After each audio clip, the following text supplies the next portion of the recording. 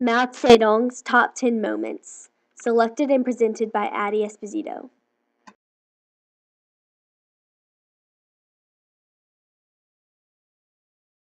The President of the United States, Richard Nixon, visited China and he and Chairman Mao agreed to stabilize the connections between the two nations in 1972.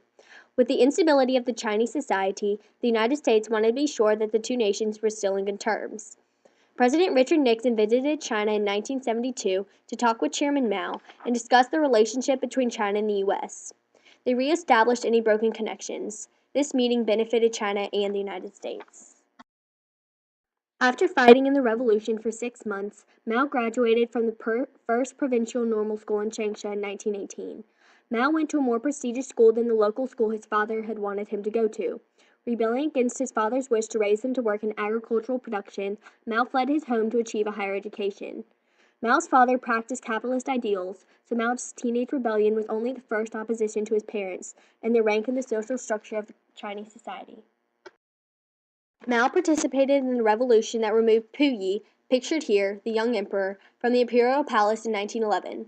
Mao served as a soldier for 6 months in the Revolutionary Army, fighting against the remains of dynastic China. He supported the revolution that removed the emperor from the Hall of Supreme Harmony, and he helped the revolution overcome the slipping hold that dynastic China had on society. This support of the revolution could have influenced Mao's launch of the Communist Revolution, once he became the chairman of the Chinese government.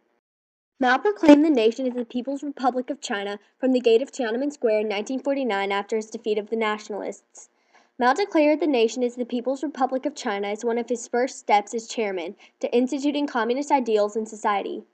In communism, equality with the masses is emphasized and social structures eliminated. By naming China as the People's Republic of China, Mao Zedong was trying to show the people that he was just like everyone else, although he may be more equal than others. Mao helped found the Communist Party in China in 1921. At the time, Mao Zedong was working in Changsha as a school principal. Hunan's delegate to the founding of the Communist Party in Shanghai was Mao Zedong, and he participated in the meeting that established the Chinese Communist Party. Mao would continue to support the Communist Party as chairman later in his life and persecute scholars, just like he was at the founding meeting. Mao led his troops on the Long March northward, fleeing from the Nationalists in 1934. In 1934, elite nationalist troops attacked the Communists. Mao Zedong, a leader of the Communist Army, made the executive decision to retreat to the Chinese mountains, where the Nationalists surely wouldn't follow. 80,000 soldiers began the 6,000-mile trek, but only approximately 8,000 survived.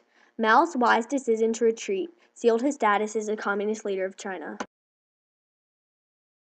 In 1958, the Great Leap Forward was put into action in an attempt to strengthen China's agricultural and industrial production.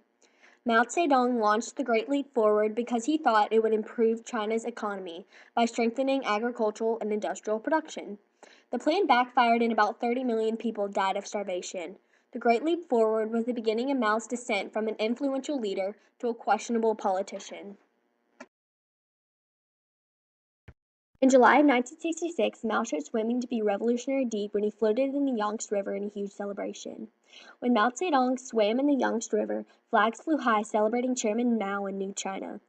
Thousands of people participated in the celebration, and people rode in boats on the Yangtze to show support for Chairman Mao and possibly get a glimpse of the powerful leader. There were even foreign reporters documenting the event and lots of photographers. Support for Chairman Mao consumed the atmosphere in a huge celebration. Mao Zedong's forces emerged victorious in 1949 when they defeated the Nationalists and Mao became the undisputed chairman of China. The defeat of the Nationalists by Mao's army opened the door to the immense alterations Mao Zedong would make to society as chairman. After Mao's win, he became the communist leader of China, an all-powerful leader. Mao Zedong took advantage of this power and completely reshaped the philosophical ideas of the masses to fit into the bonds of communism. Mao Zedong started the Cultural Revolution in November of 1965 in the large city of Shanghai, the revolution spreading throughout China in 1966. The Cultural Revolution was aimed to eliminate capitalist ideals and emphasize communism. Many people lost their lives during the Cultural Revolution, accused of violating communism and supporting capitalism. Communism accentuated equality of humanity, and people who were wealthier or more intelligent were targeted as violators of communist ideals.